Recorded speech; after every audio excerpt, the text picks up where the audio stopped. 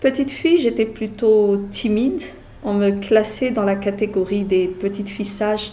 Et comme j'avais des lunettes et que j'étais première de la classe, j'étais aussi l'intello de service. À 10-12 ans, je rêvais de devenir journaliste déjà. Je rêvais d'avoir ma signature dans le journal comme Stéphane Jacob. Je rêvais d'avoir une émission de télé comme Anne Sinclair où j'aurais la possibilité de poser des questions qui dérangent. Il y a un certain affairisme rose. Et l'affairisme rose quoi? Qu'est-ce que vous voulez dire?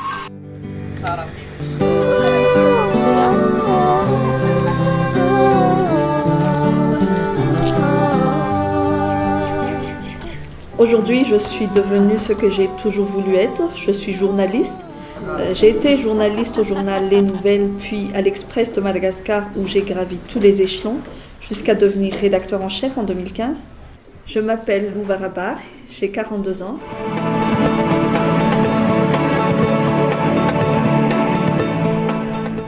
Tonga soa indray eto amin'ny fandaharana salangalanga tompoko vavy sy tompoko lahy. J'ai aussi eu l'occasion d'animer mes propres émissions de radio et de télévision. Nentina nanimpanana ilay fanamariana. Eny tompoko, izany hoe le natonga n'izy hoe niteny beazana. Fa tsisy boky, tsisy amikasina boky. Satria miainga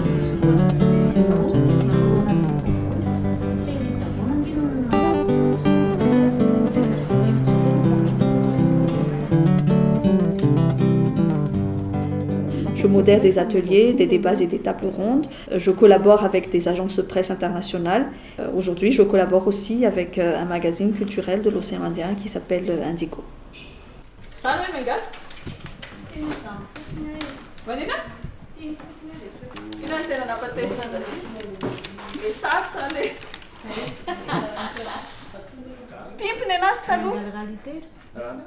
J'ai commencé à travailler pour un média en 99-2000, j'avais 23 ans. Dans 23 ans, je me vois encore dans ce milieu, mais je continuerai quand même à écrire des reportages et puis j'écrirai aussi, sans doute, enfin, des livres.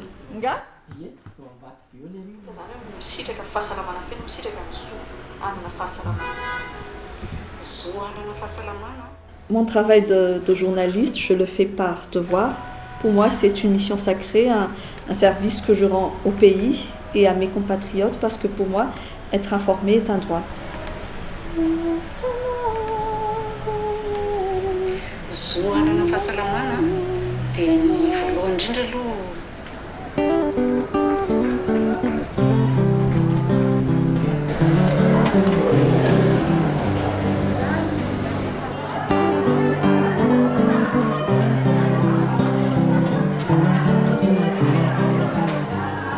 Et avant de commencer, moi, je voudrais demander à l'un d'entre vous de me rappeler ce que nous avons fait la semaine dernière.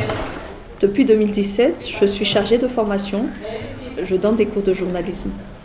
Aujourd'hui, je suis formatrice et je considère que partager les expériences que j'ai acquises aux jeunes, leur transmettre ma passion, c'est également un devoir. Mais je fais aussi tout cela par plaisir parce que faire ce que je fais me procure toujours beaucoup de satisfaction personnelle et cela me fait m'épanouir.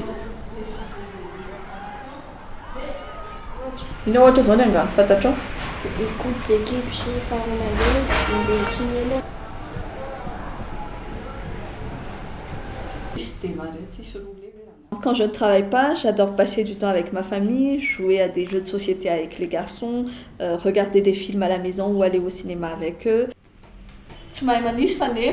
75 plus 50 films.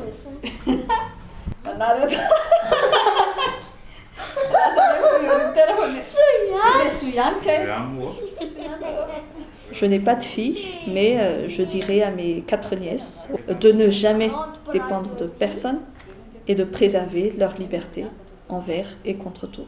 Je dis la même chose à mes garçons, ne jamais dépendre de personne. Ils ont 11 et 9 ans, mais je leur apprends à préparer les repas, à faire la vaisselle, parce qu'ils ne doivent jamais attendre que des gens, encore moins une femme, leur femme, fassent cela à leur place.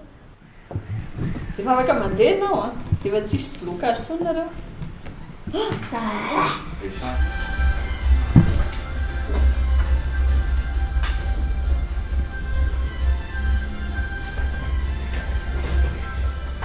ne suis pas particulièrement coquette. Quand je dois m'occuper de mes cheveux, je vais chez le coiffeur.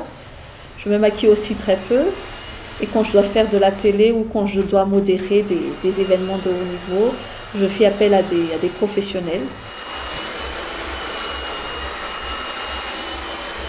Être une femme, ça n'a jamais été un obstacle à l'exercice de ma profession. Quelquefois, les choses sont un peu difficiles, évidemment, mais cela ne m'a jamais fait dire que j'aurais voulu être un homme, en fait. Zay angamba aloha ny fanamariana voalohany a ataoko na dia mbola misy maromaro ara fa mety efa manana fanontaniana ihany koa ny namana Pascal. Mba entina piroboroboana ny kolontsaina démocratique. J'ai trouvé le partenaire idéal. On se complète sur de nombreux points et je pense que c'est cela l'objectif d'une vie à deux. Bien sûr, je m'en sortirais s'il n'était pas là, mais c'est parfois bien d'avoir quelqu'un avec qui on peut partager certaines choses, qui peut prendre le relais quand je suis fatiguée ou HS, parce que cela peut aussi arriver. Et c'est surtout ma balise, c'est lui qui me montre les limites à ne pas franchir. Après, si je vais au-delà, je peux être sûre qu'il sera là pour m'aider à retrouver la voie.